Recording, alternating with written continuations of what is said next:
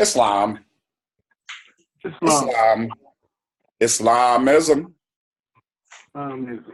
I rise and give perfect praise to Allah, the benevolent, the beneficent, the merciful, and give highest of honors to our noble and divine prophet, Drew Ali, and all the wonderful works he has brought unto us, and honors to you, Moors, for being able to attend this morning. This is another long-awaited episode of Beyon the BS. Today, we will be discussing the misinformation and misconceptions about our prophet, Noble Drew Ali. We've got to clear some things up, folks. And heading this discussion today will be my chief, chairman, Grand Sheik, Prime Minister, Victor Taylor Eel, brother Victor Taylor Eel, specifically. Islam, brother man. Islam, Moore. How you doing? Fired up as usual. And to introduce a couple of the panelists today, because we did this sort of an intimate setting. We've got one of my favorite adepts in the entire Northwest Mexican territories by the name of Brother C. Finley Bay, Brother Chris, Islam Malbite. Wow. And we've got a special added attraction here. Young man who, from what I understand, will be heading up a division of the American Poverty Relief Legal Aid Society having to do with court advocacy in the North Carolina territories. I'd like to introduce the family to Brother Yehoshua Bishop Eel, Brother Joshua, Islam Malbite. Islam. And grand rising to everybody. It's probably afternoon for you folks back east. We still getting started here, out here in the Bompton. It's sunny, but it's cool. It was extra chilly out here this morning, but praise Allah. Man, be confident, man. I don't know what you talking about. I am honored that you folks could attend this morning. Let's discuss a little bit about what's been going on in recent developments back east there, particularly in the Carolina territories, but not restricted to thereof. And that being said, I'd like to hand over the floor, if he's ready, Brother Victor Taylor Eel, in discussing his observations. Islam.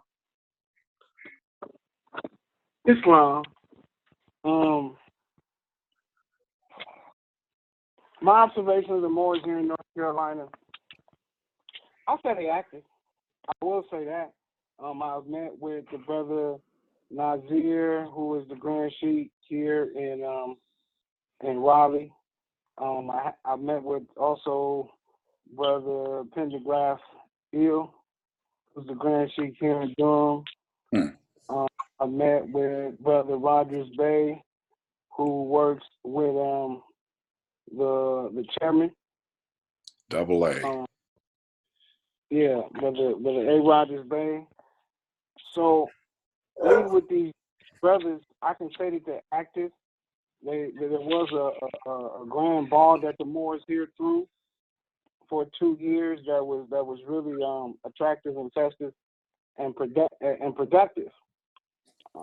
Islam. So I'll say the Moors are growing. I've also met another group of Moors here in the city of Durham. They go by the Federation, and they're led by another brother by the name of Stone Eel. All of them are active to the degree that their knowledge allows them to be active. We just formed me and Joshua just formed a Moorish American study group at the Carolinas. He's just really head. He's the head. I'm just the background. That's his thing, so he can do his thing, so that Moors can have a better understanding. Since there is so many different groups and They're not really at odds with each other. I'm not saying that at all. But there are different groups, there are different foundings and things like that. They founded in different time periods and such. And so there are different groups here. We just wanted to make sure that the people who are really interested in Moorish science, what is Moorish American, have a resource area to research what that really means and how to apply that in the secular and that spiritual world. Indeed. You know? Indeed. Yeah. Are there any issues that come to mind that could stand correcting, respectfully speaking? Just the unity, because there are different bodies, there are different perspectives on how things can go or how they should go, and there should be some type of united front, at least for the state. There should be some kind of united front, so that's what we want to work on in research right now, and that's what we are working on and researching, on how to bring about that united front and be able to present the proper information, which will help Moorish Americans become better citizens of the United States of America. Now, with that, Islam, my apologies for stepping on your words. You prompted something with that statement, because as we well know, American Poverty Relief Legal Aid Society will be offering those specific services to teach people how to become first-class, better American nationals, citizens, through the Moorish Science Temple Global Ministries, I might add. Islam, may I say something? Oh, please, yes. Absolutely. Please do. Yeah, I mean, I hear about unity all the time. And the thing is, with that, and from my understanding, talking to an elder years ago about the national side of it, it's good for everybody to become nationals, but it's too much is given, much is due. You got to have character and great virtues with that. Islam. And that's the thing with this unity thing. I hear it all the time, but if you don't have unity within yourself, how you going to have unity with others? You know what I'm saying? So everything starts from within. That's why it's a must that Moors get into what the Prophet, you know, what he brought. You know what I'm saying? Dealing with the Moorish Quran and things like that. And another thing, you know, you have a lot of these people that's grand sheiks, grand sheikas, and this and that, but their character is shot. You feel what I'm saying? So if the tree is bad, what you think that the fruit that it bears? Right. That's why we got to set the correct. I agree. Now, so that's what we see out here. Don't nobody talk about the virtues of character a lot. Well, Islam, interestingly enough, when he hit the scene, he began first by attempting to get our health together, because what's taking place inside has a lot to do with your character. If you're eating blood, flesh, you know, cooked foods all the time, things like that, it holds the vibration down, doesn't it? Yes, and I think because we talk about this all the time. You know, we go back and forth, which I'm only eating chicken and fish. I done got rid of the beef and all that. You know, well, I ain't eating pork for over 20-some years. But I think the Prophet, what he was, he knew that the Moors was going to still be eating, and I think that's what the tea and the compound and all that stuff was for. But another thing, and if Moors going to eat meat, I mean that's on them. But one thing I have noticed, and something I used to do when I first came in Moorish Science, what the elder hit me on to, was fast every Friday. Right. And I mean, if you're going to eat that, fast, take them herbs and stuff like that to clean your body and your blood out. But you don't even hear about Moors fasting. The only time they want to fast is when they want to do it Ramadan, and that's only once a year. You know what I'm saying? I used to do it every Friday. And that's the ones that actually practice the Islamic part. Most Moors are argue with you and say you don't practice Ramadan, so they never really practice fasting. Okay, so let's entertain this for a second, if I can, as a host, because all Moors ain't Muslim, are they? Not at all. And Well, I say a high percentage of them are well, not. Islam. Let me make the point real quick, Brother Joshua, because this is something that you can be a Moor in America, but are you a Moorish American under the Prophet's protocol? This has been a prevalent conversation for a long time, and I give honors and respect to all the factions, but there's an express trust here with specific protocol. And if you don't have these things,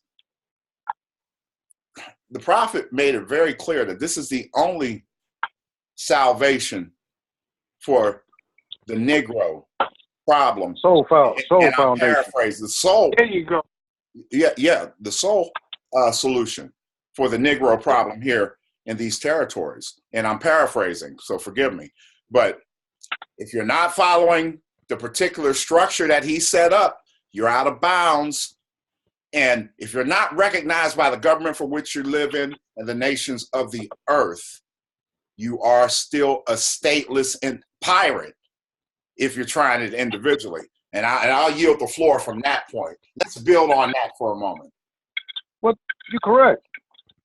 You're correct. You know, you're supposed to have a status, and that's what the temple is for. That's what the grand governor is for. He's supposed to be handling. He or she's supposed to be handling that. If it's a lawful temple, let me emphasize. Well, no, that's what I'm saying. If it's a lawful, we just gonna when we talk, we just gonna talk about when the prophet was on the scene. Right. So we already know that it's supposed to be lawful. So that's what the grand governor. That's what the grand governor job is supposed to do. There's no grand governor. Well, no, I'm just saying that's what the grand governor job is supposed to do. My understanding, when you go to the temple, and at the end of the thing, when they read, stand up if your condition could be better and all that. Now, once you do your nationality, okay, you've accepted Allah as Allah, you accepted prophet as a prophet. Mm. Now, you got witnesses right there. Now you adding Beyer L. Mm. You got a bunch of witnesses right there. Keep so on. All you need is 3.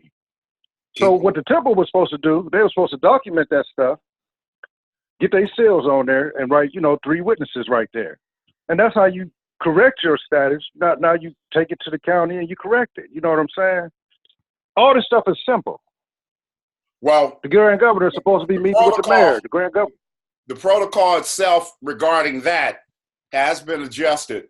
And with your permission, Brother Victor, I'd like to give a shout out to our affiliate temple here who has actually perfected certain protocols. Is that okay? No. Huh? No. We'll just say California. Okay.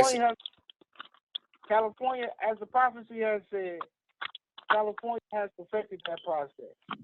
Oh, okay. And could you speak up a little bit, beloved? Because I think you're. Are you in the car? Nah, I'm at home. It's somebody's background. Oh, that's me. Don't my fault. I apologize. Oh, okay. Man, don't be messing up the volume, Finley Bay. My fault. I apologize. Pulling on them crystals and Agori and whatnot. I know what you're doing. Hey, man. But look, as far as the citizenship part that you're talking about, the Moors of California have solved it. And what we are trying to do is now relay the message to other official heads. Other non-heads or not official, this is the way you're going to be exposed. Because you don't have the information. And you've never had it. Because you've never actually been appointed. And that's what the problem is. Like what Brother Chris Finley Bay just explained, he just explained how he had it. It was given to him, and those as a sheik, it was given to you so that you can help yourself.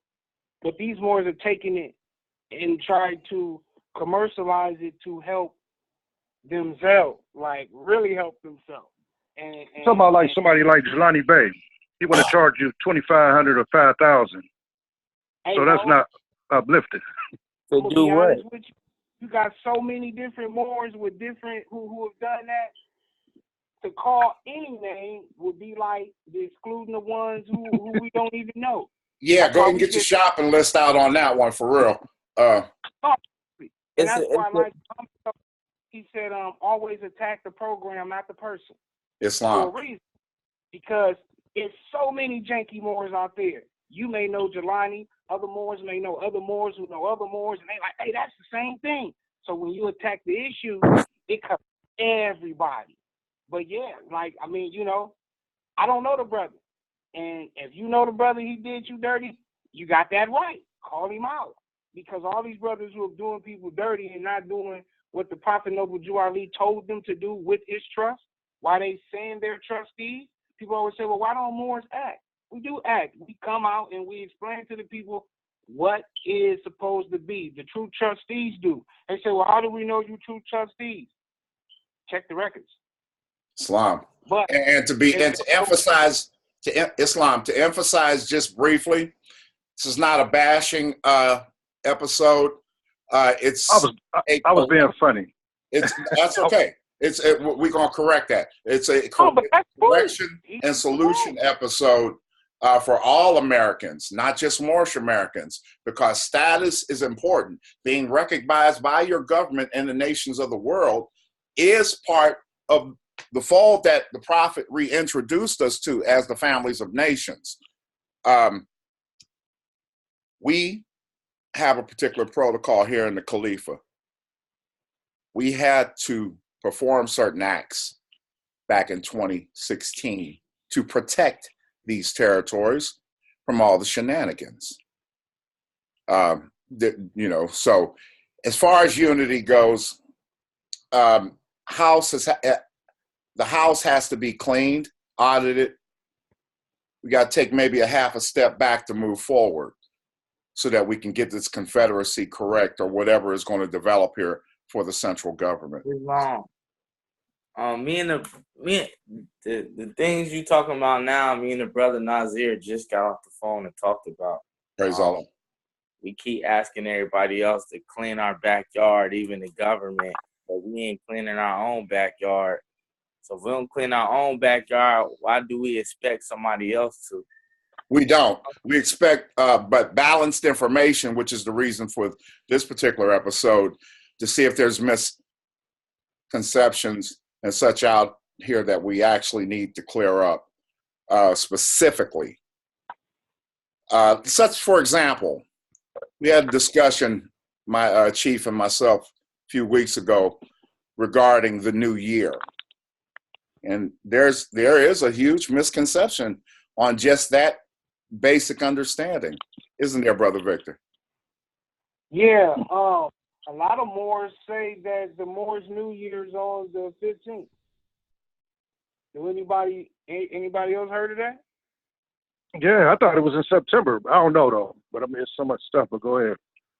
Yeah, a lot of Moors say the Moorish New Year is, well, you're right, Brother Christian Bay. The fiscal New Year is in September, but they say the Moorish like New Year, just like everybody else's New Year, isn't on the 1st.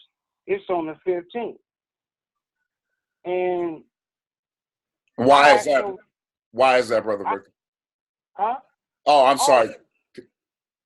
You say, why is that? Yes, sir. Because they go to the Orthodox Julian calendar, I think it's called, but it's called the Orthodox calendar. And they go by the Orthodox calendar. It's still European, but they go by that as opposed to the regular. Well, we know Noble Drew Ali celebrated New Year's with everybody else. He had a big old New Year's ball. Mm. And so where they getting that from, I personally think, it's just a thought. It's just a thought. I think they're getting it from the Moorish Orthodox Church. That's as opposed to Noble Drew Ali. But I have no proof of it.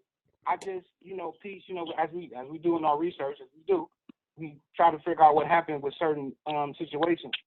So that's where I think it came from.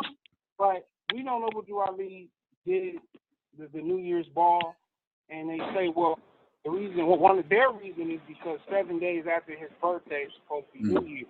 Well, the Julian calendar, that Orthodox calendar actually says most of the time it's the 14th as opposed to the 15th, but I don't know how they That's how they equate it. They said 7 days after the prophet's birthday is the new year. That's the only way I can equate it to anything that is valid besides just that 7-day thing.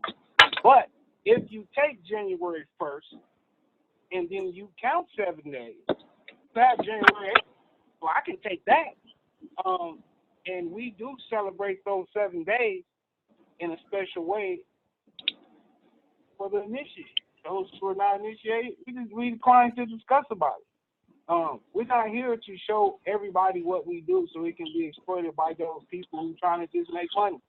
And that's Europeans, Moorish Americans, Moors, Africans, Asians. It don't matter.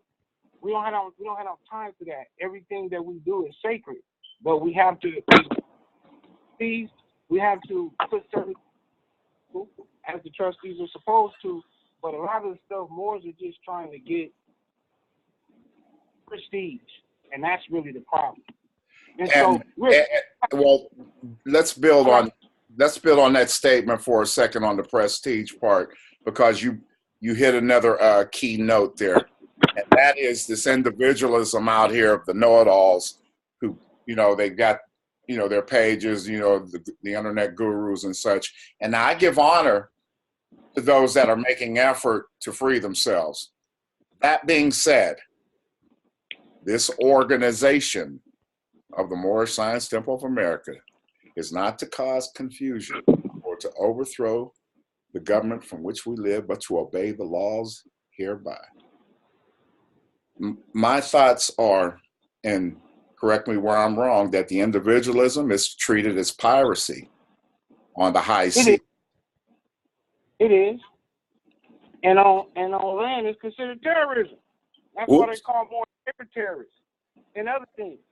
That's that part I wanted to really get out here on this call today, so that folks really understand why the only institution available today is the Moorish Science Temple of America, lawfully. But when you say the Moorish Science Temple of America, you got to really understand that, yeah, it's the Moorish Science Temple of America, which is only one. It's out of Chicago. Everything else is something else. And I'm not even going to say what they are, because then you'll have Moors try to correct themselves. See, the thing is, we're exposing people. That's all. And we're correcting the information if you come and want to be corrected. Like, there's, like you said, it's too much confusion. We recently in North Carolina, me and Joshua have been working. He's been very pivotal, helping us clear up the confusion here in the state. Yes, what's been going on. Praise Allah. Causing confusion. But as far as how to do it, you have to go to a Moorish Science Temple of America that has been approved by the Prophet Noble Jew Ali or one of its trustees to do that job. Now, how is that done? Find out by going through the process, by connecting one of those. We, like in North Carolina, we just named some of those people who might know that process. If you want to go through those people. In Ohio, where Brother Chris is, he might want to tell you something if he chooses to.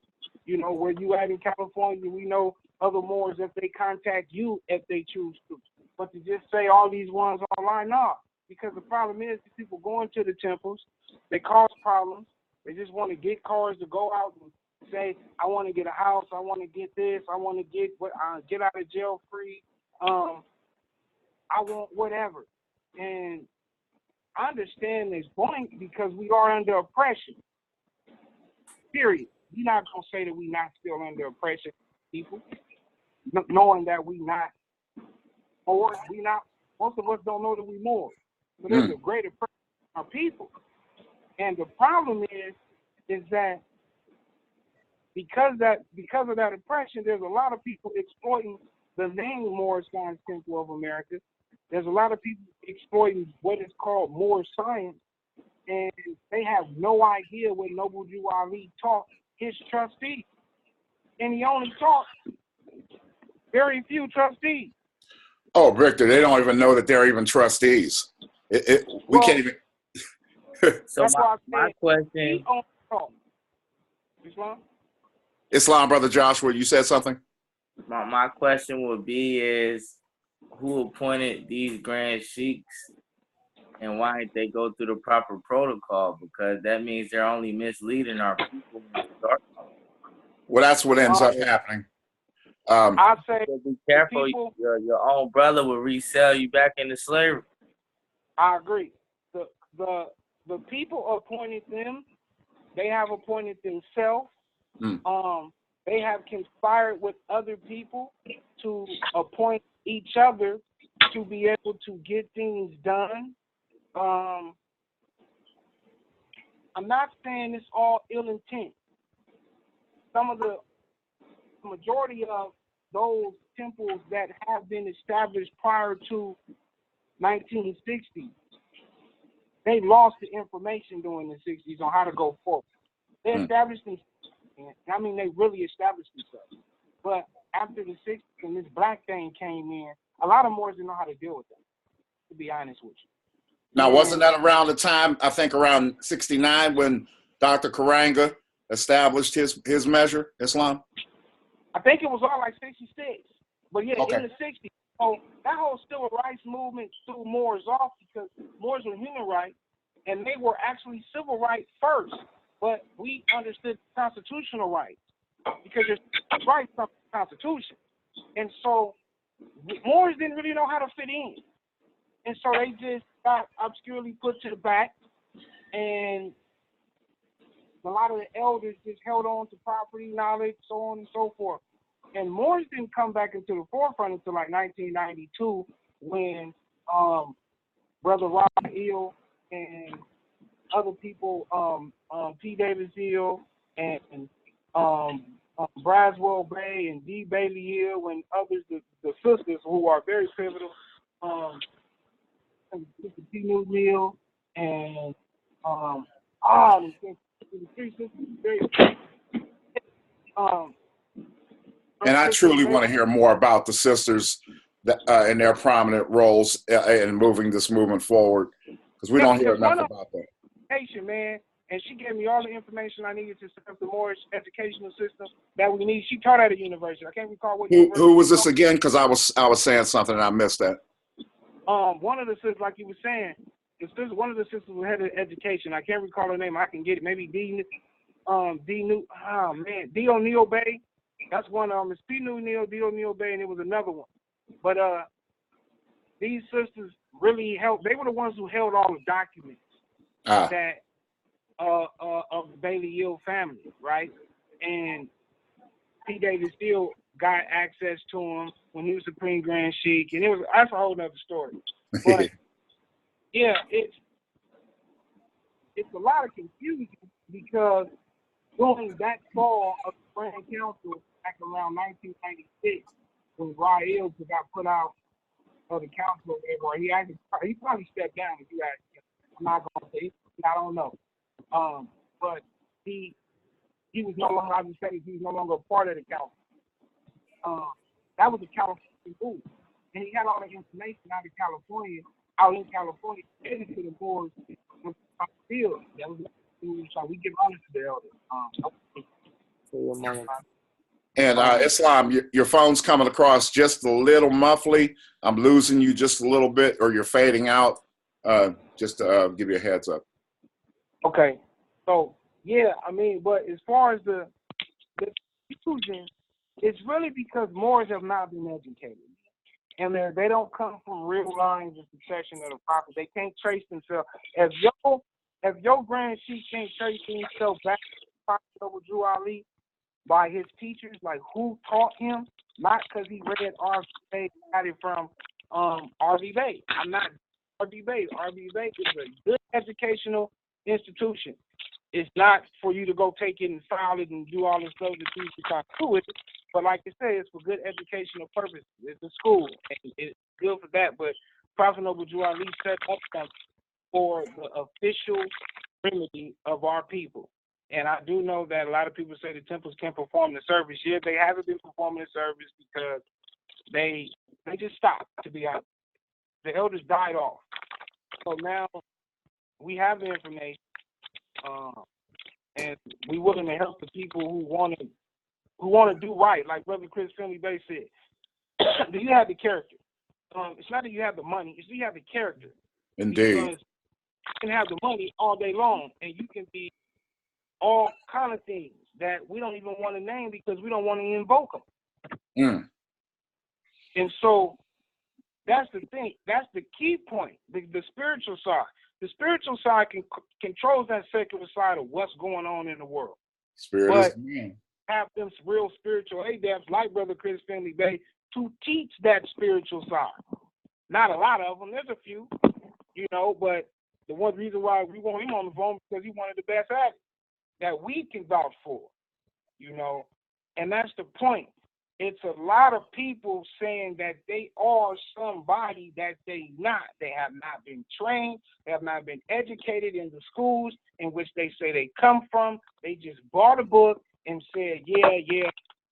And those who have access to my screen, let me focus here just a little bit. You may see my diploma from the Sunday School of the Moorish Science Temple of America, signed by lawfully appointed national Grand Sheiks and Adepts.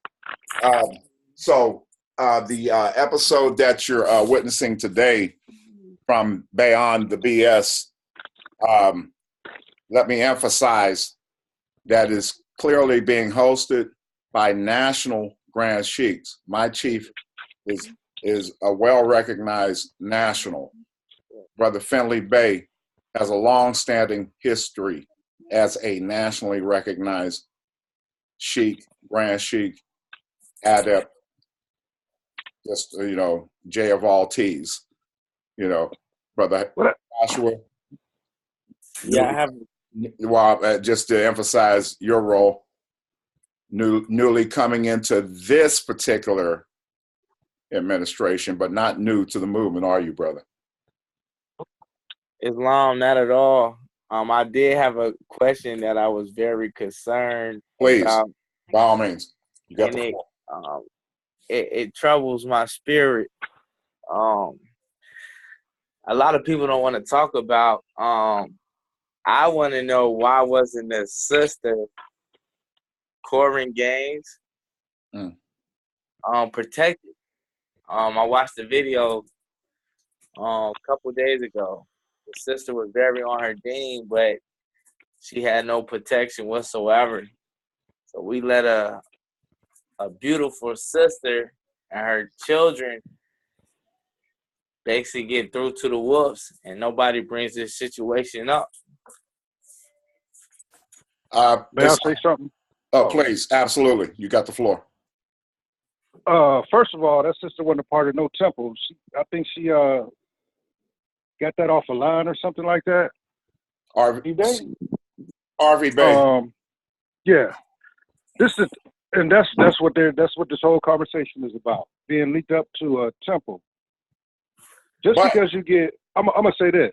If I go buy a police uniform and wear it out there, does that mean I'm a police officer?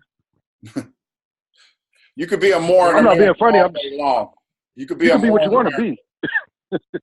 Moor is an ethnicity. Moor is an ethnicity for the audience. Moorish American, it's a specific trademark, copyright. Nationality.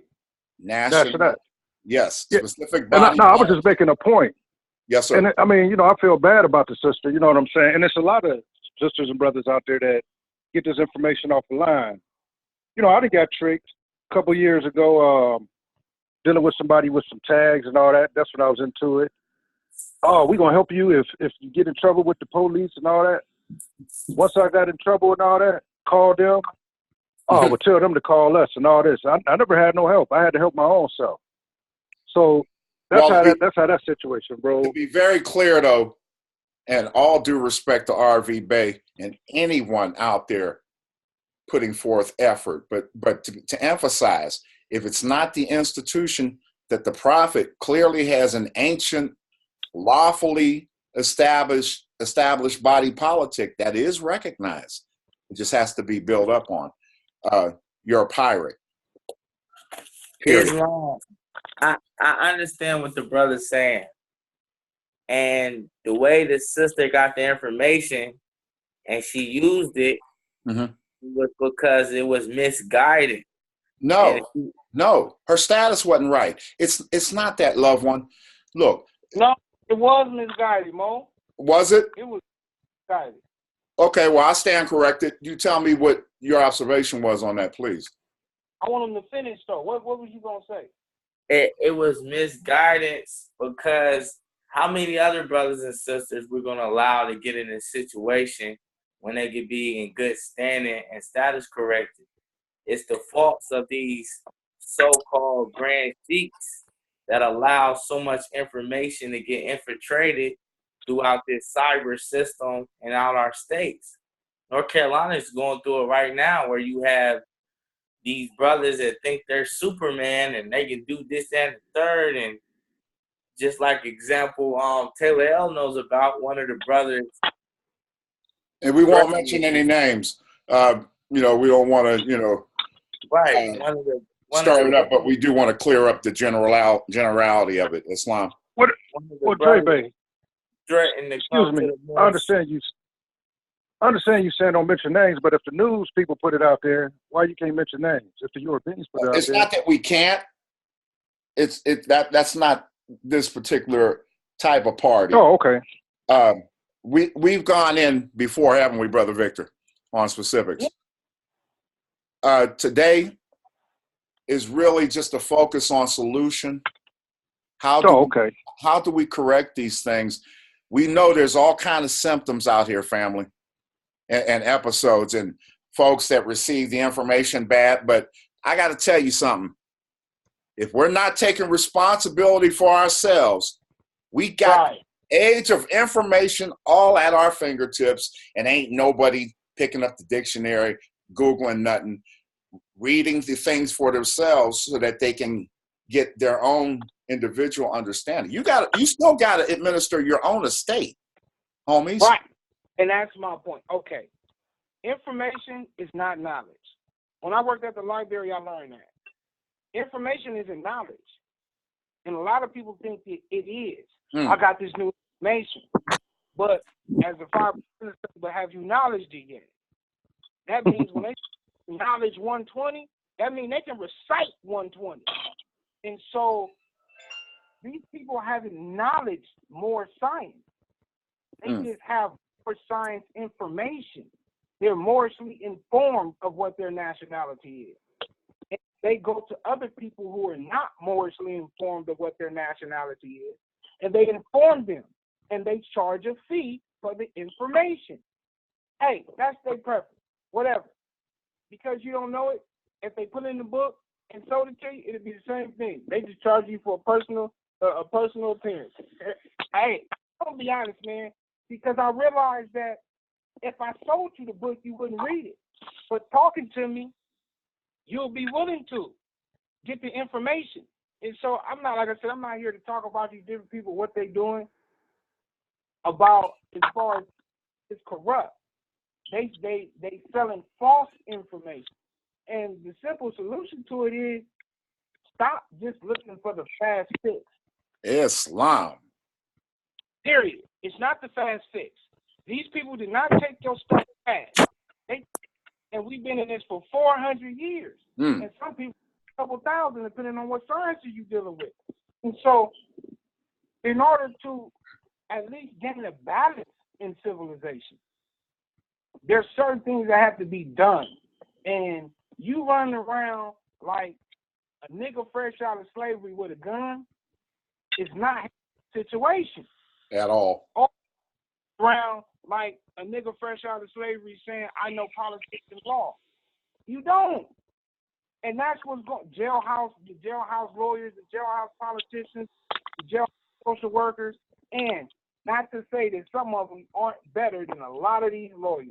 But the thing is, if you can't convince any one of these lawyers to take on your cause, not necessarily work for you, but take on your cause to be able to fight for this in real time, then all the stuff we're talking about don't matter. And a lot of these Moors can't because they don't know the system. They shy away from colleges. They shy away from the police. They shy away from the sheriff. They shy away from anybody who in this government has authority, and they say, well, we don't recognize your authority. Okay, that's why, honestly, that's why the sister got shot. Because there's no more in her city who had already made the prior relationships with the government so that the government, when the police stop her, and this is the honest truth, the police stop her and she's saying this more stuff, they're going to ask her certain questions. Are you such and such? Do you know such and such? Okay, that's illegal, first off. It's protocol. There's certain training that they're supposed to. I forgot. It's a certain emotional. They got emotional training. It's a certain kind of religious training that we supposed to give to the police. Just like the Sikhs or the Catholics or anybody else. But we don't want to do that. We want to argue. We want to do this, that, and the other. Like Brother Joshua, he's a court advocate. He works in the court on our behalf. A lot of these Moors aren't trying to go and be official government officials. Well, let's be honest, Islam. Let's be real. Because look, if you ain't got a high school diploma, much less a good European education, ain't been to college and ain't got no trade. If you and all due respect for those who are working on GEDs, but if you ain't got no diploma, you can't be a diplomat. And this got to be handled from the top down, not cherry picking. It's right. He said, get a good European education, I can use you. A lot of people use that and they look down on what the problem. Okay, well, if you don't get a good European education in this European-dominated system globally, how are you going to be able to, people say compete. I'll say set a balance. Islam. See, when we balance the scales out, you got justice. Now, he didn't say take on their ways like Marcus warned us on, Mosiah Garvey. He said, get their stuff. But bring it back to your nation. Yeah. And bring it back to your nation. That's what every nation do. They come over and go to school and take it back to their nation. And that's to answer that brother question, that's what's going on. That's what happened to that sister and a lot of other countless Moors. Because the prophet tells you at the end of the meeting, your condition can be better. I hold the Moors in that area accountable, because that's like a brother out here. If I see that he's being radical, but I know he can be a decent brother, I'm gonna grab a hold of him. Listen, brother, you doing it the wrong way. You just gotta be tactful with, every circumstance is different, so finesse is needed when we approach. Because the Quran say, we are supposed to address these matters, but you can't fight every battle. Working on 6-1 now these days, believe me, my dad used to tell me, hey, don't run down the hill, young bull, walk. But yeah, I mean, the point was simple. Like I said, Moors didn't have a relationship. So if they didn't have a relationship, what is protest going to do? That's what I'm saying. We're talking about solutions here. Islam. To respond to her will be an after effect. How do you stop this stuff from happening? It's building the proper relationships with the proper authority figures until you become that authority figure, and then you now have to build relationships with other people. Period. Point blank. It's still relationships. Well, you got to ask yourself too, though, brother. These people that's in these offices in the MSC of A, you got to ask yourself, what was their purpose of coming in? Because I meet people on the street all the time, and once they found out I'm a Moor, right, the first thing they say, oh, we can drive without a license. And I give them peace. I say, nah, this ain't what the prophet brought. I say, I can't find nowhere in the literature where the prophet talk about license. I say, so right there, I'm not even going to spend no energy and time with that person right there. You know what I'm saying? Because I already know that they got the wrong mentality coming in there, and it's going to be problems down the line. Well, Felly Bay, let me ask you a question, because we talk about this a lot. What the prophet brought. I hear that so much over my 40-year adventure. And so my question is, since the prophet was giving us the basics to spoon feed us back into the highest plane of life, wouldn't it be reasonable that, as time got further along, where the Corona typewriter was no longer being used and now you got a PC, that things would adjust a little bit, and that Moors needed to adjust with the times. Islam? Right. I agree. I agree with you 100%. But this drive without license stuff, I don't think the BMV would have a problem with the Moors. But the way the Moors is looking at it, like what the brother was just saying, they don't want to follow no laws. They want to go against talking to the judges, talking to the BMV, talking to anybody that's in office. So they just want to go out there and drive. And I had this conversation with a Moor the other day. I say, brother, if you hit somebody 2020 car, could you pay for it right now? Got quiet. Talking about, well, no, that's what they got this for. And that. I say, brother, if you hit my car and I know you're a Moorish American, I'm going to blow your head off because I know you ain't got my money. I say, so I don't want to hear that. You know what I'm saying? Tone it down, grasshopper. But no. No, I'm just keeping it real with them. You know what I'm they saying? being taught though, Mo. How can you get mad if they're being taught? When Brother, I went but to if you- Greensboro for a study session, this is what the Grand Sheik used to teach. We have the right to travel. It ain't always on the Grand Sheik, Brother Joshua. Some of these hard heads just live by assumption. No, this particular Grand Sheik, I'm going to hold him accountable because he's no longer a Moor. He's Aquarius Confederation now. Oh, he a Moor. You can't change the blood. But, I mean, in terms of who he affiliate with, that's his business. But how can we get mad at brothers and say, oh, I got the right to travel if this is what's been pushed on the agenda and this is the only thing that's being talked about? Well, why they ain't studying the prophet? This is the thing. All you got to do is go study the prophet, what he brought. You ain't going to see nowhere right to travel. And like I said, you're allowed to add stuff as you go, what the brothers are talking about. Family, listen, hold on. We're brought back into a constitutional fold. So you got to understand the Constitution before you go any further. And in Article 10, subsection 31, paragraph 6 and 10, you do have the right to travel. Problem is, brother, did you look at that video with the lawyer, the attorney, and that one brother that was going back and forth? The lawyer went all the way into them cases. The people only read probably not even 5 minutes of the case. You know what I'm saying? But I'm saying, so the lawyer, basically speaking, you do have the right to travel the planes, the highways, the byways, transverse the universe. Because if you don't understand your covenant between your maker, you're screwed from the very start. Islam? Okay. Brother, this is what I'm saying. What if they don't know how to drive? That's all I'm saying. No, what I'm saying, you don't think we need red lights and stop signs? No, I'm saying certain things make sense. Not going back and forth about something that don't need to be going back and forth about. It's as simple as this. You are in the United States of America. The United States of America has laws.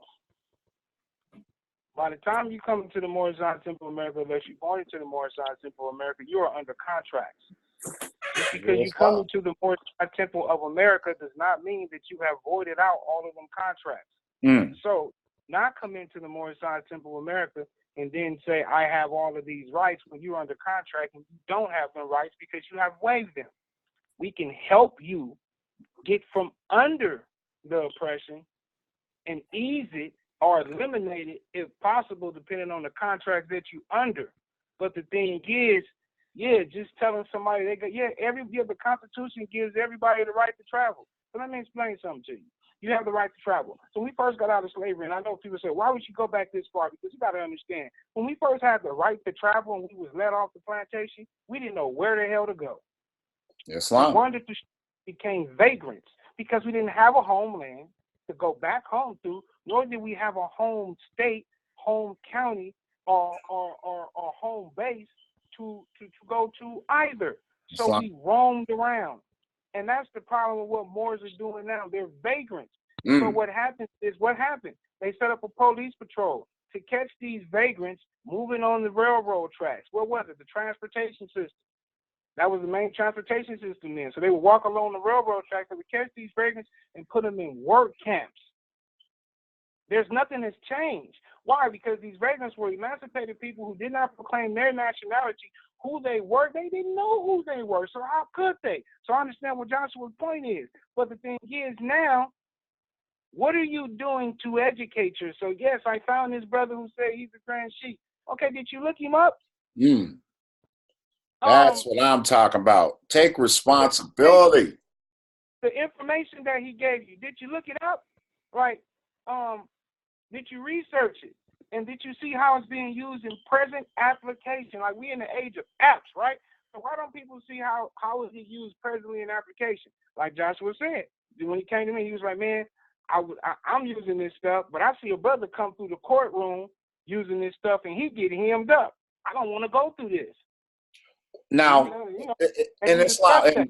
And briefly speaking, before I go to a break, because we're working on our first hour here, and you guys can go as long as you want. But Brother Joshua, I'm currently having a workout. I won't even call it a fight because it's a breakfast fight for me against the LA County Sheriffs in a matter with the Moorish Science Temple Global Ministries private property, a van that was taken back on November 8th. Long story short, they profiled the flag that was placed in front of it. It was exported out of DMV, so it wasn't even in their jurisdiction. Long story short, I did things by the numbers. They violated California Penal Code 146. I'm charging them criminally and civilly. They violated the Constitution under Title 18, 241, 242, Chapter 13, Article 1, Section 4 of my religion, remove my fez, detain me for about an hour.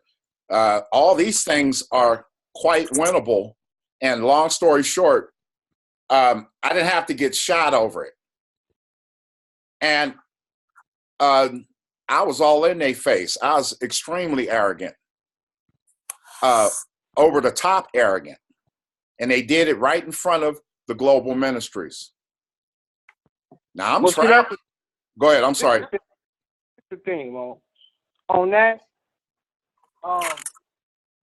you can't. I mean, you can compare it, but she didn't know what to say. That's why I say the stuff we talking about is really, it don't need to be, because with her, she, like he's saying, she was not taught. Like most people aren't taught. So yeah, I was just using it as an example. I wasn't really getting into it, but yeah, just to make that comparison correct.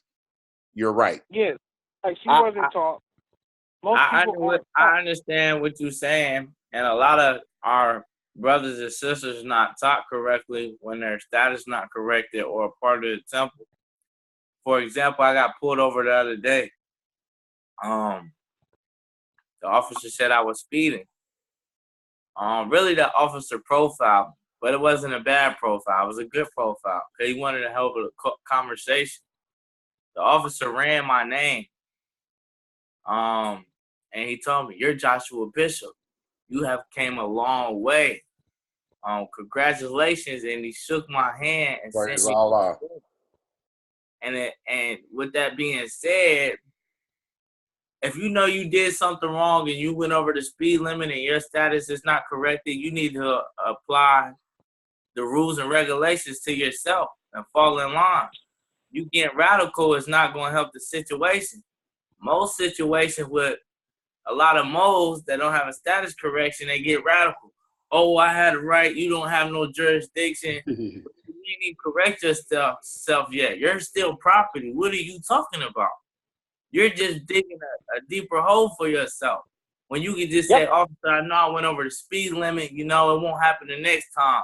He either going to write you a ticket or he's going to give you a warning, one or the other, and you go about your business.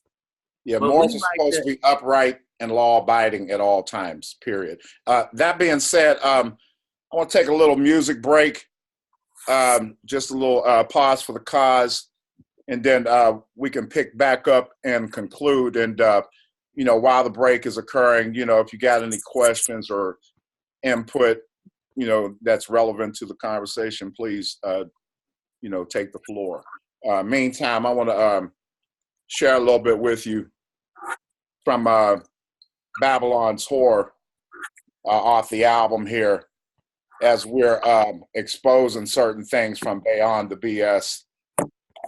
Things are kind of hidden in plain sight. Listen up.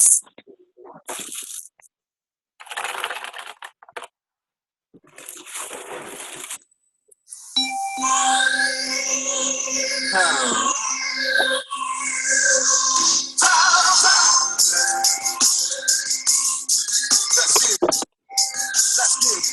get it. Here's that. Knows what. Get it right. You can run.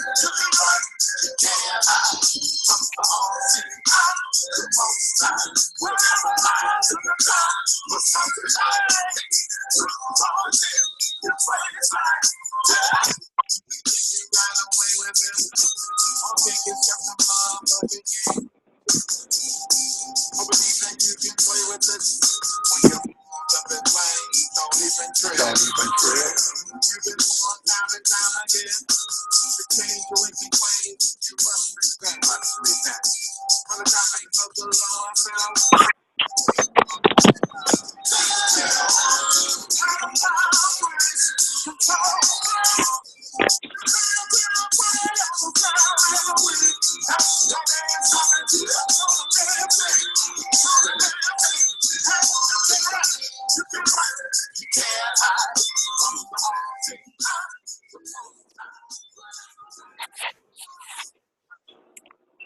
Truth is always hidden in plain sight. Yeah, it's coming out now, y'all. 2020 Vision and Beyond the BS. First episode of the year. Like to thank the panel again for taking time out on their busy schedule to chime in and fill the room with me. Does anyone have anything they would like to input, emphasize, or even ask?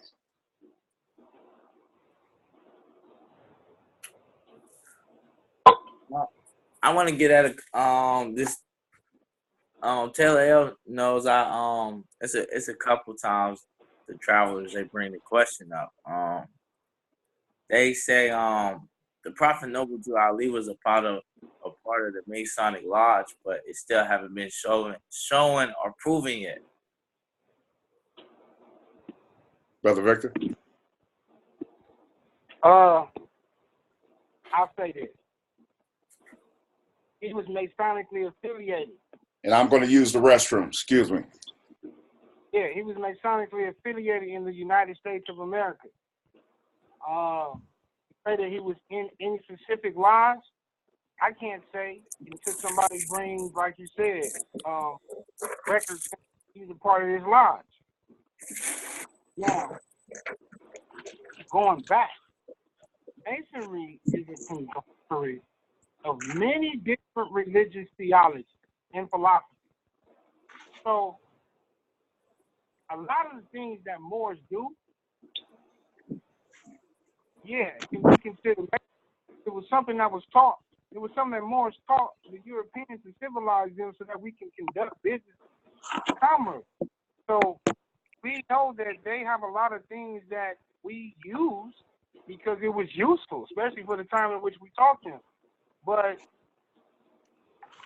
we are not Masons in that we're not Freemasons. We're builders. Of course, we're builders. Build. We became brick masons, all kind of stuff like that. Yeah, we want to be those. We want to be. If we're Masons, we're operative Masons. Technically, although we can do that, that's not a problem. But no, Prophet Noble Jew Ali was not a part of an order that said that he could not reveal. That's why he revealed the information.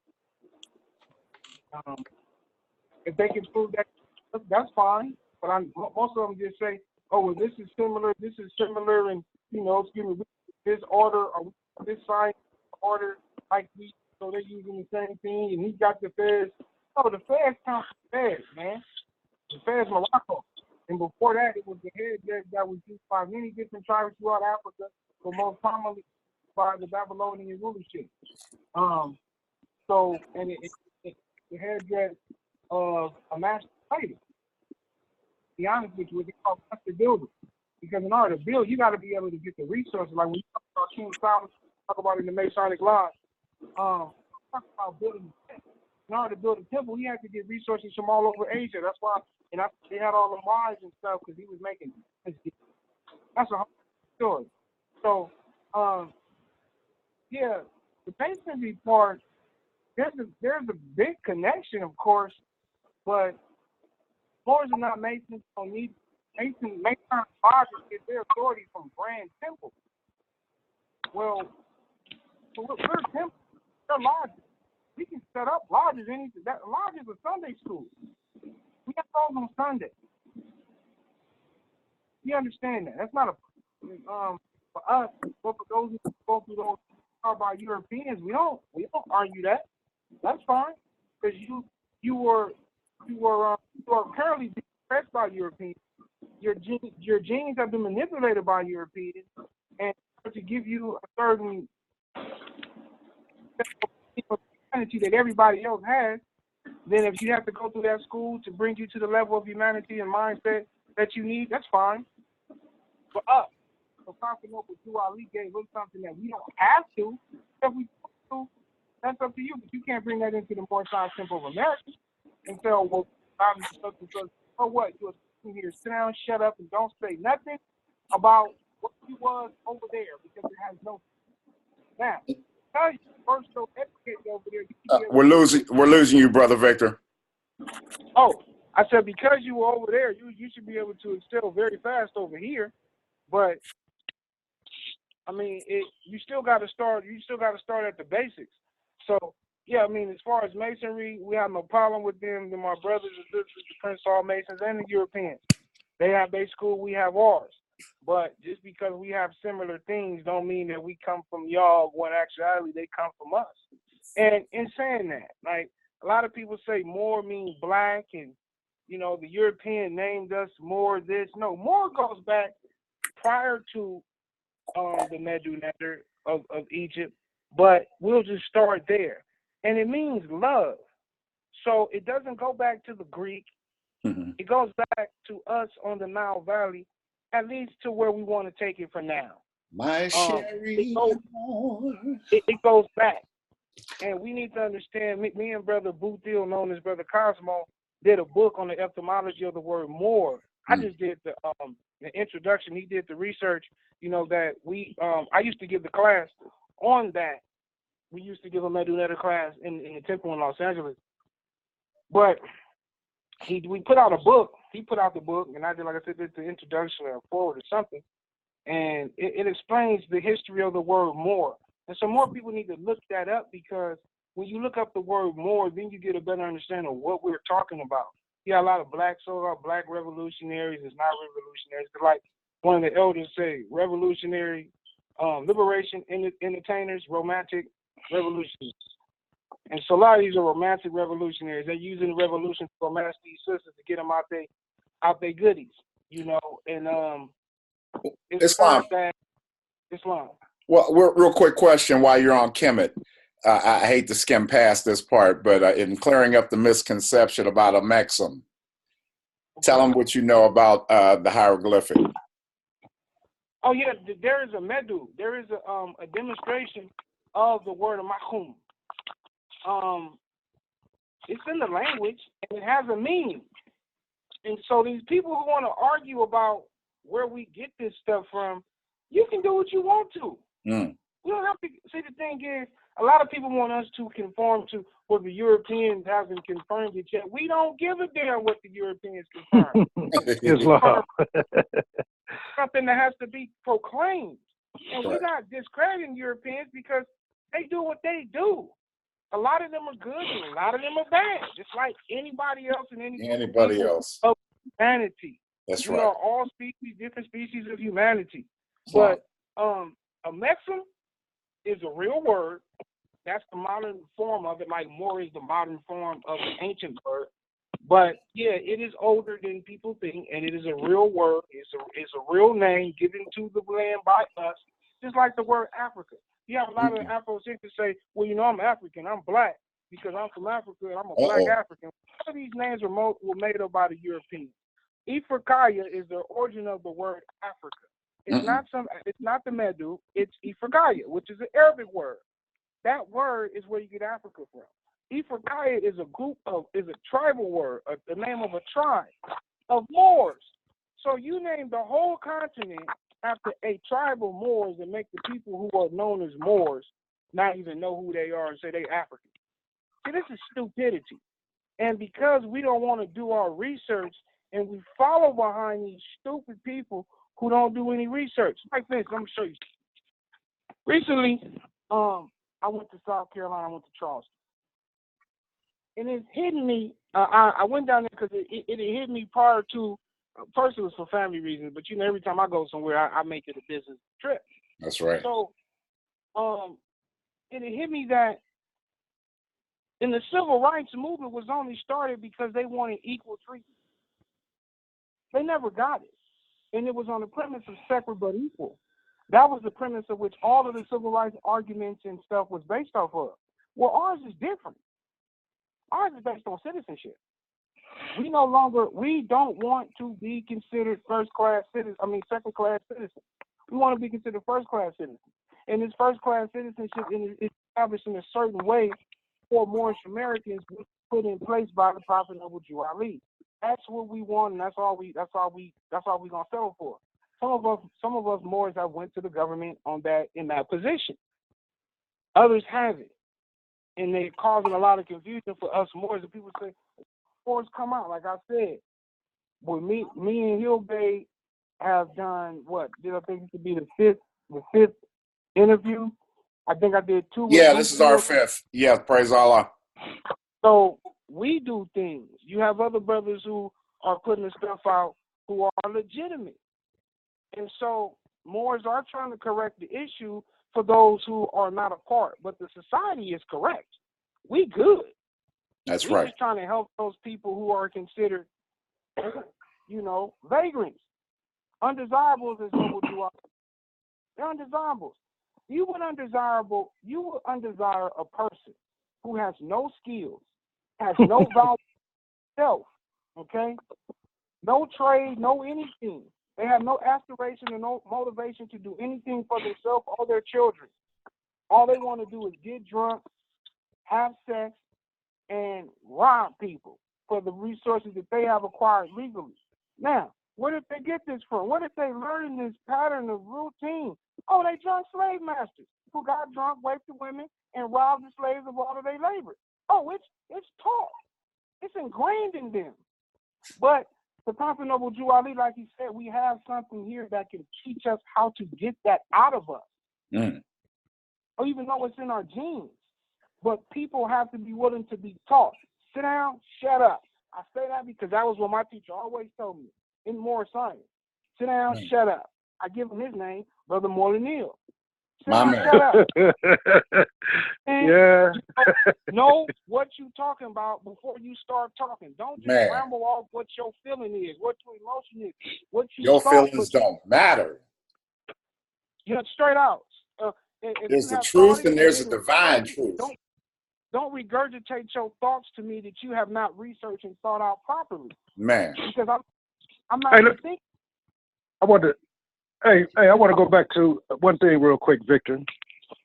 When we was talking about Moors, we know different times and places their names change. Right. I was watching Beirut. I was watching the old Chuck Norris movie, came out in the 80s, right? Do you know Beirut? Do you know Beirut used to be spelled B-E-Y, and they changed the name? Right. Now, I was doing some other research, and this got something to do with what I'm a part of. The Moors was called another name, dealing with moving Atlantis. You know what I'm saying? And I think it was a Sargon, Sardegon people. Oh, that's Aragon. Another name for the Moors. Aragon or some. There's so many derivatives. Finley Bay. Oh, we inhabited every place on the earth. We had different events that took place, and we were named because of the events, because of the location where we were, because of our skin complexion. We had a lot of names that people gave us, but okay, for instance, like right now, Chris Finley Bay is Chris Finley Bay, so Chris Finley Bay just grow up and just make all the master adepts. You might have a tribe of Chris Finley Bays.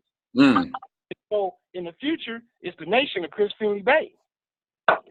People not understanding these are family names. Excellent illustration, because every culture receives a messenger according to the Quran, that we should be Right. studying the laws thereof, obviously, because Right. that's what we took Shahada to. Folks don't understand that contract, by the way, that nationality card. And I know it's been explained to folks, but they ain't following the contract. But anyway. But a lot of them don't have it. A lot of them don't even have nationality cards. They can download this stuff or order it offline, and they're not nationality cards. They're whatever they are. They're identification cards, but they're not nationality cards as issued by Prophet Ali. That's the problem.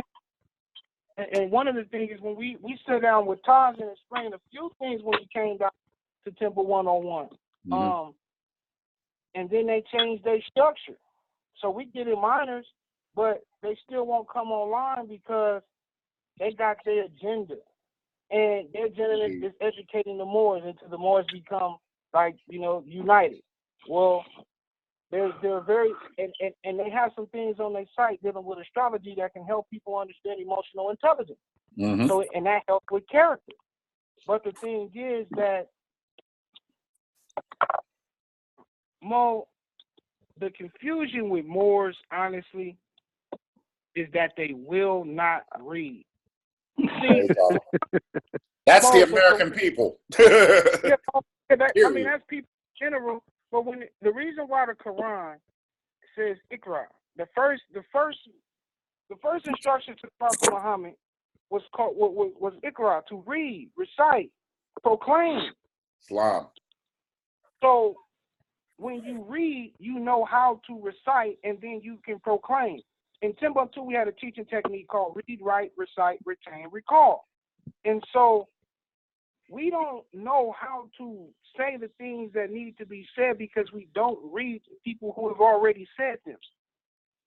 We read people who theorize about what should be said and don't know how the response will come, and so we don't know how to respond. And so we just constantly reacting. We're never planning or strategizing. There's not an economic strategy on how we didn't have an economic strategy on how to integrate. We just did it dumbly. And a lot of these professors is out here who I sit with them, I talk to them, I listen to them, and they say, well, I'm making this amount of money. I say, but you're stupid. Yeah. That's fine. They pay you to be the dummy for our people. I will not be paid for that. I'll be paid to educate our people, but who wants to do that? Nobody wants to educate our people. The people who, most of us, will rather make money off the dumbness of our people. We want to be what the master was. We wanted to set up our own plantations. We didn't know what else to do when we got out of slavery. So a lot of this is just genetically ingrained in us. We want to just set up our own plantations and have niggas work for us. We don't want to actually give people financial freedom and generational wealth to compete with us because we're not trying to say balance. The balance, there's a level playing field. Competing means there's always an up and down scale so the stock market can go. You keeping that stock market going because you want to be the currency of the demonstration. And so the problem, like I said, we're not reading. We don't know. We don't want to. Oh, nigga, I ain't got to read. Yeah, that's why your ass broke and stupid. And it's funny you said that, brother, because, me and a brother was talking last night. We got this thing we got to do for a part of the order. We got 10 books we got to do. And some of them is dealing with survival and other things, but out of them 8 books we got to do, each paragraph we got to put in our own words. And these books is like 200, 300 some pages. You know what I'm saying? Wow. Mo, to confirm what you just said, okay, in Timbuktu, Mo, before you can teach the Quran, you have to be able to recite the Quran. And you have to be able to write a Quran on your own. So those Qurans that you find in Timbuktu, that people talking about is so treasure, the reason why they so treasure is because their great-great-great-great-great-great-grandparents wrote that Quran from memory. Yeah, I remember studying that. That was deep. We say we want to go through the ancient mystery system, these ancient schools of Africa. We don't want that. We don't really want to go back to where we was in Africa, the great kings and queens. Do you know what kind of discipline that took? Man, a lot of discipline. Man, when I get to telling Moors about the stuff I do, they're interested. They be like, oh, I'll get back with you. Oh, you get back with me because I got to do work every day. I'm reading 2 books right now. And by the way, go on Amazon.com and we've got our books published from 2017. The Moorish Guide 101, In God We Trust, which explains the the Prophet's Trust. Send me the link on that when you get a chance, The brother. coloring book. We've got the Caliphate Chronicles, which I authored. So there's 4 books that have been published by the library, Khalifa Media. We've got music out there. We've got American Poverty Relief Inc.com. We've got a current 50-50 raffle going too, family, by the way, to where you can win finance based upon the raffle. That's why it's 50-50. It's being advertised, as many search engines as I can get it on. But that'll be going on throughout the month, family.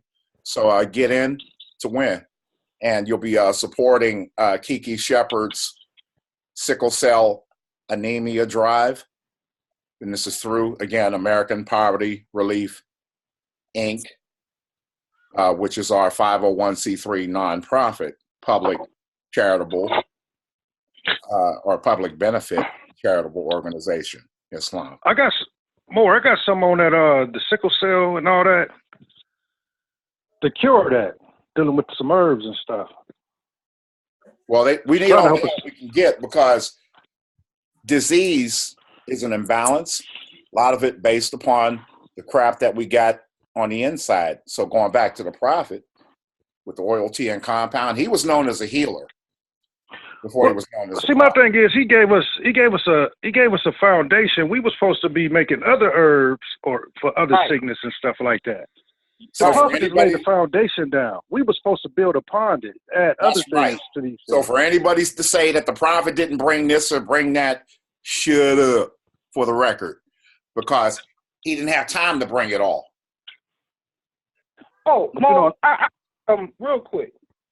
Oh, go ahead. I don't want to interrupt anything. No, by all means, you got. No. Go ahead, brother. It's informal. I want to address the relationship real quick. Speak up a little bit, beloved. I said I would like to address the relationships Moors have real quick, so that we can understand how to move forward. What type of relationships specifically, loved one? I'm gonna explain. Well, of course we can go into family. There should be some things on the family. But I'm talking about organizational unity, right? Operational unity. I think Brother Karanga, Dr. Frank has used it. We, like, okay, for instance, I'll start with the Nation of Islam. Us in the Nation of Islam are one and the same. Islam. We are the Moorish American Nation of Islam. We've always been the Moorish American Nation of Islam. Before there was a Nation of Islam, lost found Nation of Islam. Catch that. We're not lost found. So I love that. I love that, Brother Victor. Praise Allah. That's beautiful. But that's not to discredit. The difference is the catch is we are the Nation of Islam.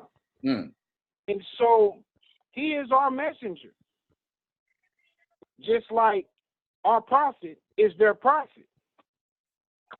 The problem is that somewhere along the line, somebody wanted to make money.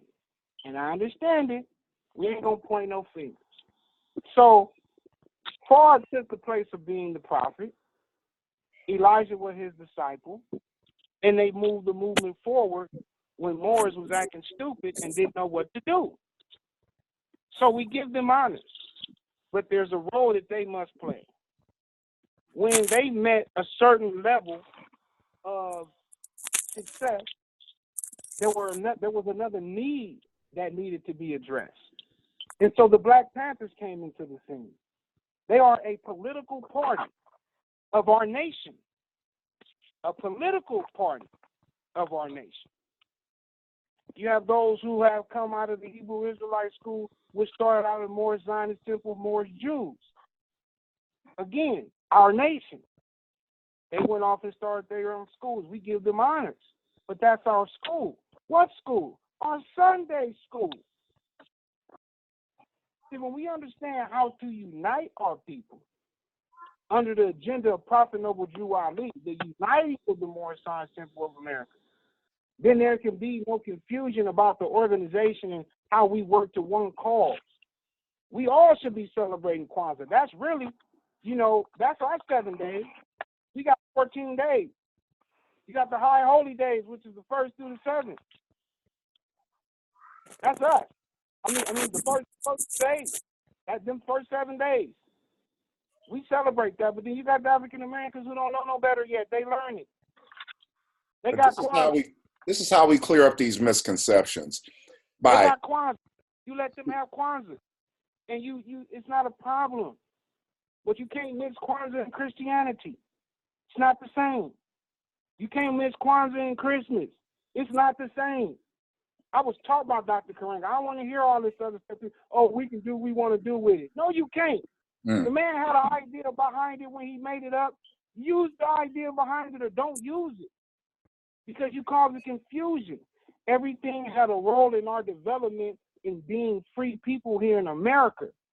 We don't follow the development because we all stuck in our own organizational clique. And it's stupid to do so because there's not one national headquarters for the African American people as a whole. You got the National Urban League headquarters, the headquarters of the Nation of Islam, the national headquarters of this organization. We don't have one national headquarters that holds all of our bodies, like every other group of people who come here as a foreigner. So we don't understand how to organize. We're here to teach people how to organize. We do, but our people don't understand. So we're here to teach them how to organize, how to get first their status corrected so that they can become full-fledged citizens, and then organize as American citizens to produce a society here in America that we want, that can affect American foreign policy and global policy and environmental policy so that we can have the earth and the planet that we want. But instead, Moors want to sit up here and argue over taking somebody's house. Go to carpentry school, okay? You go to carpentry school, have your girl go to real estate school, y'all do that, and now y'all become a community development company. Stop doing dumb stuff that don't have no purpose in our community, because I'm going to call you out. And people know me, I'll do it to your face. Because for my people, I want them to die, but I know my people ain't going to kill me, and I know the European ain't going to kill me. Because like the prophet said, they want us to help solve this problem. And my people, when they hear this truth, they want the solution. But it's always some kind of little janky little stuff coming around, because you got these dumb people who want to make money off the truth. And you can, because they say the truth ain't free, but if you don't go research it for yourself and the people who know it put it out, it ain't free. So it ain't free. It's not. Sure is not. Now, if you want to drink water and breathe air and get the sunlight, that's free. There's no new information that has ever passed through your nostrils. It's all recycled.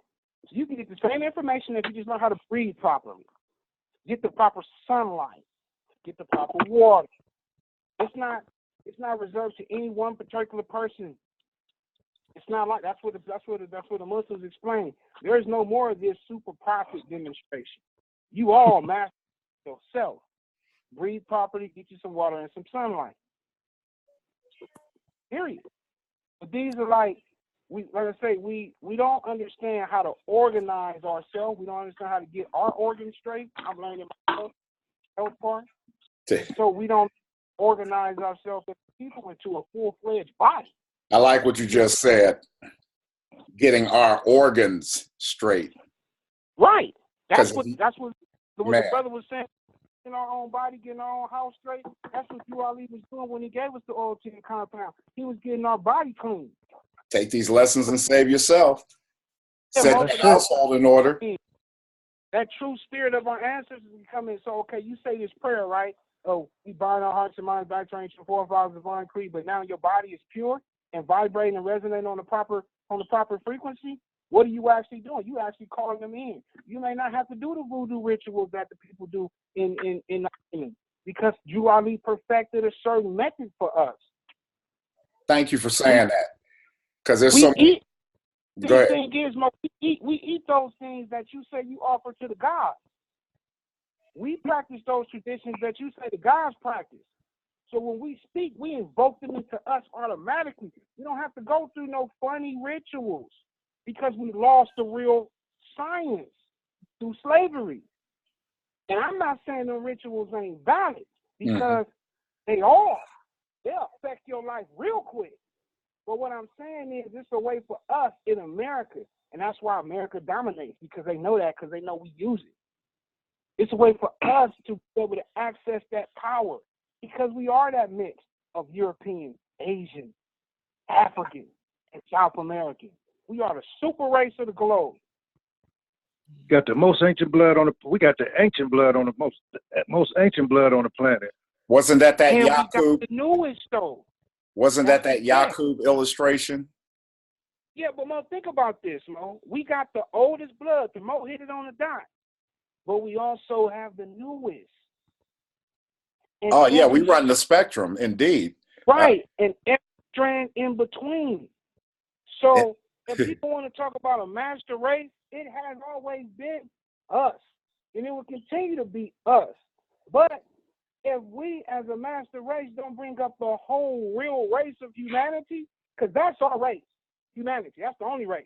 But as the of that race, the originators of that race, we have the obligation to see to it that that race meets its developmental capacity. And we're not doing it because we want to watch football games and strippers and rap videos and worry about what Jay-Z and Beyonce doing. Man, don't nobody give a damn. At the community center in your neighborhood, until they do, stop buying their damn records. We Simple as stupid. that. For what they got right now, they can spend $1 million and put a damn community center in every major city in the United States of America using the tax write-off, and we done. Putting the proper information in the people's hands. That's right. Yeah, they could build communities. And you're not talking about something that's like super difficult. Oh, the Europeans ain't gonna let them. Do it anyway. Die for the cause.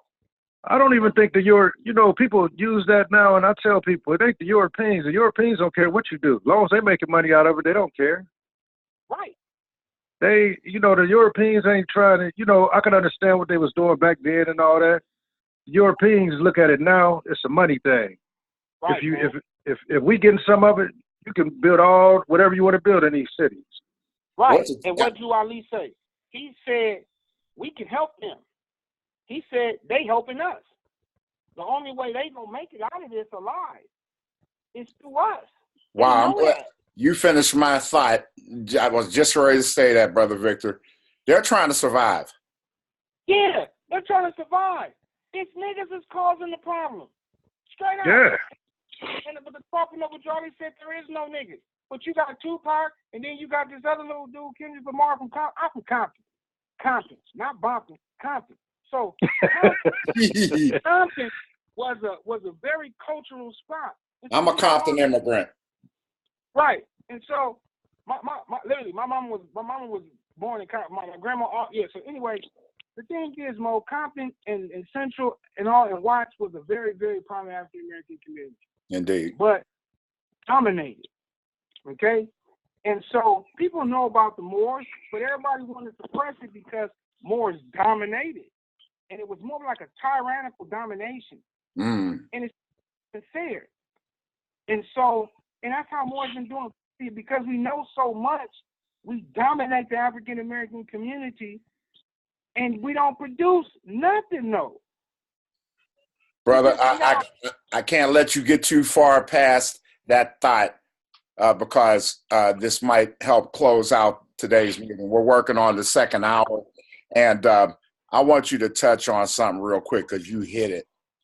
That red flag that Morocco used to get into the interior to steal them Africans for that transatlantic slave trade. Can you build on that for a moment? Okay, real quick. 2016, the Moors of Los Angeles sent me to Morocco. While in Morocco, I was there for 2 weeks doing research. In 2 weeks, I can do the research I need. For those that you can't do it for 2 weeks, I did it in 2 weeks. So, while there, I was in Essaouira for 1 whole week because I found out that Essaouira was the oldest slave port probably in the history of Africa. What was the name of the city again, beloved? Essaouira. Thank you. I think it used to be called Mogador. They use variations of the name in all these little mythical cartoons and fantasy movies or whatever. And so, yeah, Mogador was the capital. And what you call as the Jews, the Kohanim Jews, the high priests, ran the slave trade. They initiated it. Like Farrakhan, they have now destroyed the Jewish quarter in Essaouira to destroy the evidence. But you can go to Morocco and still see the change that's being sold. Not to say Morocco's hiding anything. No, the Jews are the second in command to the king in Morocco. Like the second, I think the second richest man in. I think the richest man in Morocco is a Jew. If not, he's the second richest man, only to the king. And so, these Jews controlled the slave trade, and they used the red flag of Morocco to go into the interior. Now, Moors need to understand this. The red flag that we fly now with the green star used to be a solid green star during the time of the Songhai Empire. It was the same red flag, though, with the 5-pointed green star on it. That's what Jwadi is talking about. Islam. They came in under this flag, this red flag, and they told the people that they were working for the empire and they were taking them to jobs. And they literally put them into slavery. I have the record of one of the slave women who got on the ship and came to America. She was one of the last ones to get on the ship because in the 1920s, when they did the research, and asked some of the slaves, like they did the research and they recorded all of the slaves that were still alive, the ex-slaves that were still alive, the ex-Africans who were enslaved that were still alive. Let me say that correctly, because they're not slaves. They're Africans who were enslaved. Moors who were enslaved. She said what happened to her, how she got on the ship. What exactly happened? Like literally, these Arab Muslims and Jews came down there under the flag of our empire and hired people into slavery. They didn't know they was going into slavery. Well, let me ask you, and Camel backing off of that, would you feel that nations like Ghana, Cameroon, Liberia, Sierra Leone, etc., have a responsibility or a restitution owed? Not because, I can't believe that they were totally naive, especially after a while of hearing about. I think it was just a big business, brother. It was a business. Yep. Everybody had their hands in it, and I think what we talking about how it was portrayed over this way. Right. You know what I'm saying? And I think that's what the damage was. I just want to clear that up for the audience because there's some huge misconceptions out here regarding that, and I just wanted to hear from you, brother. Yeah, I think I think what was going on over this way, it was just, that's what everybody talking about. But like I said, everybody had their hands in it. So you can't. So would it be reasonable, and concluding in that thought, and forgive me for stepping on words, but I need to get this thought out. And emigrating is what I would have to call it to those Western Shore nations into thinking that you got a whole new lease on life by moving back to that portion of Africa, as they call it. Are you not still considered a second-class citizen in those nations? Yeah, you're second to them now. They're first-class citizens, and you're an immigrant second-class citizen. So what is the real benefit? Oh, for them, culturally, them being culturally accepted into a culture so that they can feel better psychologically, so that it can allow them to progress and possibly be successful. That's their reason. And it's valid. Only because we haven't established a civilization over here, which they showed in Black Panther, which is more likable. That's the reason why we keep going back to Africa. And the reason why we haven't established it is because every time we get a foothold, you got these ignorant clan redneck people causing problems, want to burn up something because they're jealous of our prosperity. And so what they've done is set up these college institutions to get us to go into debt, while at the same time giving them all of our information and intellectual property. But in moving over to Africa, and I'm putting a little emphasis on it because, okay, say you move over there, you're a second-class citizen, you establish business and a residence there, not a domicile, but a residence. Because remember, you're a second-class citizen there, you're an immigrant. And so let's say a warlord get a wild hair up his behind and want to drive a bulldozer through your stuff. What prevents that? Well, I'm gonna say this: if you get enough people, you get enough of us anywhere. Nowadays, in the mass state that we have, I don't think that's gonna happen because a lot of people ain't about to fool with no American people. Right. You know what I'm saying? Especially if they know. No, go ahead. What you're talking about is how, like, Ghana has set up to where they're offering like different land grants to different African American clans. Senegal been doing that for years. They're giving you free land and everything. Right, Senegal. I'm about to say Ethiopia has done it. Of course, Liberia did it. You see how that turned out. Yeah. And, you know, but if I would do it, I would go into an Islamic country. Wouldn't be no Christian country. But that's only if you're Muslim or Muslim. But look, in the general question, Victor, go ahead and emphasize, because I want to hear your thoughts on that, because I think I hear where you're going. Yeah, the thing is this. I mean, you can go over there and do what? They're going to use, what they want you for is so that you can get your American resources, American money, mostly your pension. That's why they want the people who are elderly, they get the people, we're going to make you such and such because you retired. And what they want is that American consistent money. That's why they want you over there, so that they can fund their demonstration. Are they wrong for it? No. This is what everybody does. All the foreigners come over here and do that.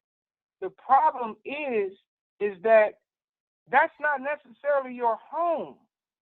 And so people do these DNA tests and say, oh, yeah, I'm from Ghana, I'm from Nigeria. And honestly, I've done the same thing.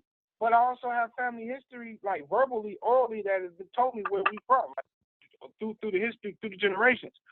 But the thing is this: you go over there, and they offer you this second-class citizenship. You don't have any seats in government.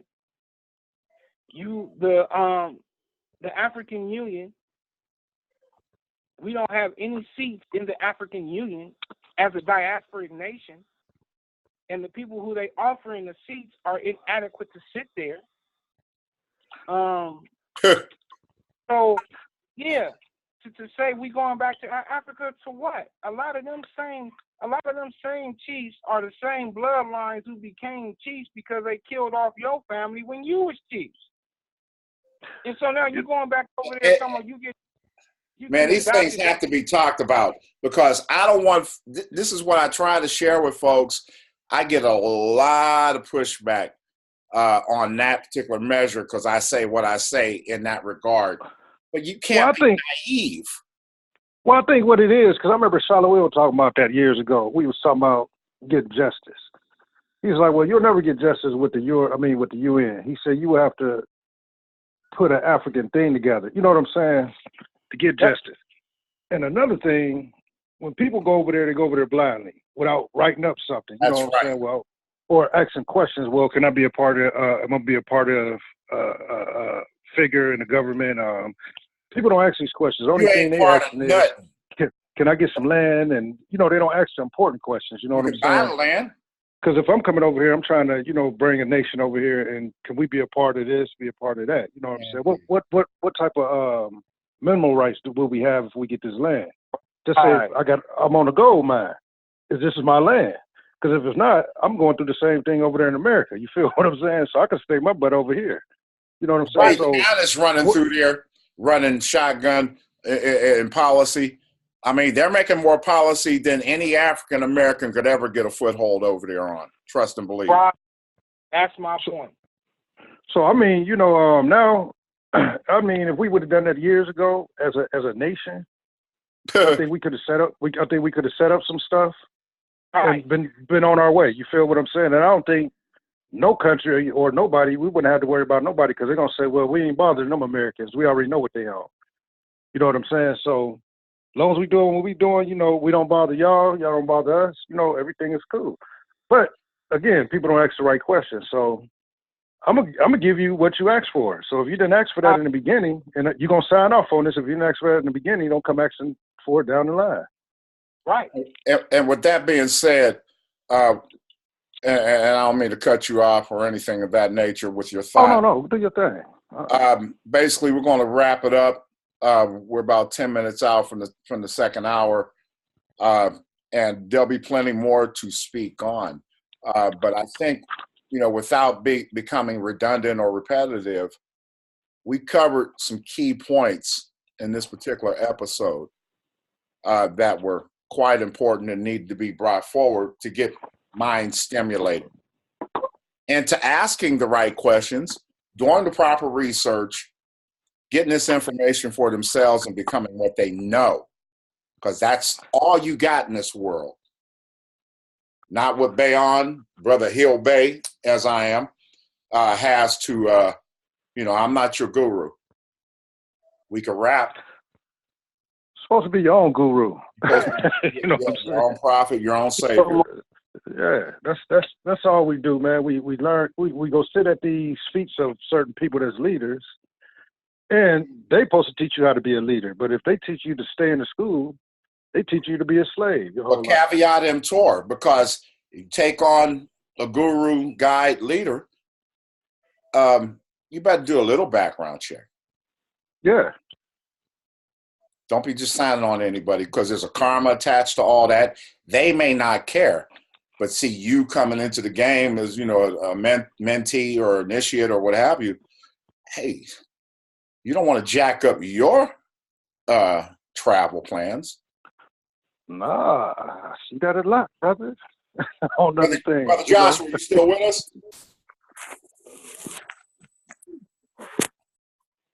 Are you over there napping? I hear you. I'm about to say I just saw you indicate. Praise Allah, brother. Do you have any final closing words for us? Really, we got a lot of work to do as far as the state of North Carolina. What I'm doing, I'm just networking. I go to the Baha'i Faith on Thursdays. Praise Allah. Networking with the different religious leaders so they do know we're out here and we're active. In any way we could contribute to unifying humanity as a whole, I'm willing to be a part of that, and they can help and contribute to what we're doing as well. And I thank you for that. That's the real Islamism. That's the inward way to uplift all of fallen humanity. Brother Victor, any final words from you, brother man? Islam, thank you for the invitation. Moors need to get in contact with Brother Hill Bay if you have any questions about what temple to deal with, and if Chris Fanny Day wants you to spiritually deal with him, contact you and let you know how to deal with you. Oh, you just gonna put me on Front Street, right? Yeah, man. Oh, look.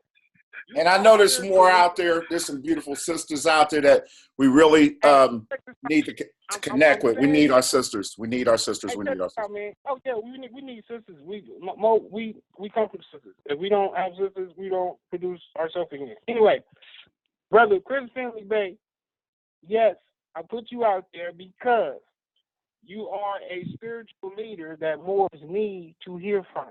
Islam. And you are connected with the other spiritual leaders that Moors need to hear from. And Yeah, but like I said, if you choose to, like I said, if he put it out there and choose to, he'll let you contact him. But contact, and I mean, for those who are in North Carolina or the Carolinas in general or the surrounding area of the Carolinas, contact Brother Joshua Bishop Hill and the Moorish American Study Group of the Carolinas. Get in contact with him if you interested in what we're talking about and solving the problem. Cause we're not just building. We don't build and say we building when we talking. You don't build and talk. You build something. You do. So Yeah, no pontification here or pep rallies. If you're looking for that, you may need to go elsewhere for that. Yeah, so we build with people. We want to build with people, and so contact those people, and have fun with your journey. But be honest and be truthful about your situation, where you're trying to go, and what you've done, so that we can know how to properly help you. Praise Otherwise, you put yourself in danger. You're going to try to manipulate your failure and blame it on us because we don't have all the information. No. Tell the truth. Let's solve our problems collectively. And don't blame the European. It's not on him. It's on us. We got to do some. So with that, I say peace and love. I thank the Moors. And we will all talk soon. And thank you, Morris, too. And if you're looking for a print of the Prophet, this is by myself. If you can see it properly, you can get any size of this on canvas. An image of our Prophet, Noble Drew Ali. I've got it in a couple fashions, along with some other prints, as you can see and emphasize here. You can go to my Facebook page, browse through that. And again, hit American Poverty Relief, INC.com. Go ahead. I'm sorry. Yes, sir. Man, I lost it. Oh, as far as Moors in North Carolina, since you brought that was the topic. Please contact those Grand Sheiks I did mention. Could you mention them again, please? Brother Porterseal, Brother Nazir, Maad Il, if I'm not mistaken. Is it Maad Il or Maad Bay? I think it's Maad Il. Maad Il. Right. Nazir Maad Il. And as far as if you want to get in contact with the Moorish American National Government official, his name is Brother A. Rogers Bay. But yeah, contact these Moors, man, and let's grow this Moorish movement. And if you have any problems, that's where the study group come in. Study group is gonna help you solve them problems. So yeah, let's work together and get these problems solved. And I will put this out there. Drew Ali didn't want this. He didn't want to tell us where he was from and where all that because he didn't want it to become holy because he knew the possibilities was exactly that. North Carolina or the Carolinas is holy ground, Moors. The Ohio Valley is holy ground. That's you right. Understand those Appalachians and their tributaries, they're holy ground. So come home. And with that, I say Islam, man. Islamism. And praise Allah. Praise Allah for you, Moors. I'm sorry. Go ahead. Go ahead, Family Bay. Oh, no. Well, I really ain't got nothing to say. Fight for what you love, not what you hate. No, that's all good. We're going to go ahead and wrap it up. And that's it. I thank you, Moors, for attending this particular episode of Beyond the BS. It was very informative. So much wonderful information. And keep seeking and you will find. That being said, I wish the family and the audience peace and love. We'll see you again next time. Please share.